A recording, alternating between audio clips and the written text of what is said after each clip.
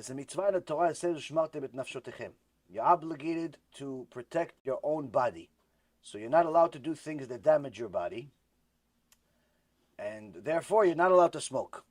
Now, if somebody already became addicted to cigarettes because they have nicotine and they're addictive, there are leniencies for people that smoke cigarettes where it's never allowed, but it's not considered as much of a sin as if somebody that wasn't a smoker knew it's not allowed to smoke and decided to smoke anyway. So if you're already a smoker and you're already addicted to it, the best suggestion is to try to quit, try your best to quit. I was a smoker for 20 years. It's not easy to quit, but if you want it bad enough, you'll quit. I promise you, it's not as hard as you think, and more importantly, you'll benefit greatly out of it, monetarily, health-wise, and many other ways. And quite frankly, once you stop smoking, you discover that it's a very disgusting habit. Because in essence, what you do to yourself every time you smoke a cigarette is you confirm that you're going to be the smelliest guy in the room. So your wife is going to constantly say that you smell disgusting. Your friends, if they're not smokers, are going to tell you smell disgusting. If you have customers, they're not going to want to do business with you because you smell disgusting. And quite frankly, that's not a good. It's not a good look. Not a good look for anybody. But if you're already addicted, then you have a leniency that it's not as grave of a sin, but you should quit because it is bad for you.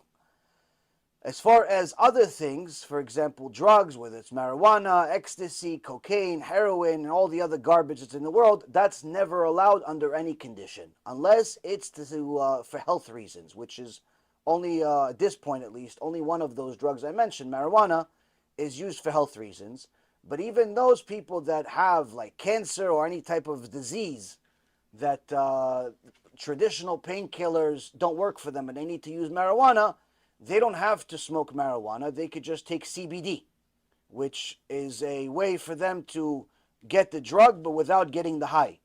The reason why the high is the problem is because you're not allowed as a Jew to be in an altered state of mind on purpose. You're not allowed to alter your state of mind on purpose because you have to be always prepared to talk to your God.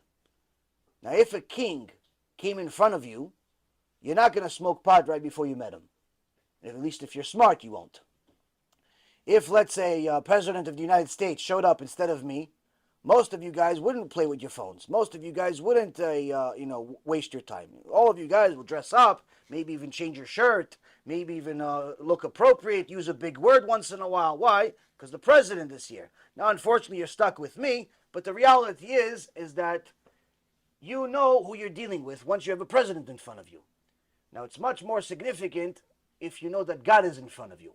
And if God is in front of you, then of course you cannot be in an altered state of mind. You can't be drunk, you can't be high, and so on. But like I said, the exception for people that use marijuana or is CBD, which is for medical reasons only. Not medical reasons like they're bored. Medical reasons like they have serious pain and they need it for it. God created everything. He created good and he created bad. He created a gun. Now that gun, you could use it for protection. You could use it to hunt. Or you could use it to kill somebody. He created a knife. That knife, you can use it to cut food. You can cut it to kill somebody. You can use it to slaughter an animal. You can use it for a lot of different reasons. So everything that Hashem created, He created in a way that allows you to practice your free choice to do what you want with it.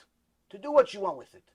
And THC and all of the other things that are in different drugs can be used for other reasons other than just getting high. You can use it for medicinal reasons. You can use it for many, many other things. It's not just for that.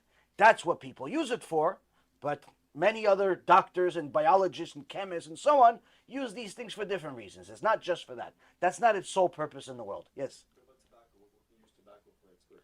Tobacco, until about 150 years ago, was a fantastic product for paper. They make paper out of it. You also use tobacco for food. You also use tobacco for different products that you need in your house.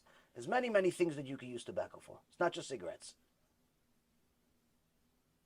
Tobacco is a very cash-rich crop.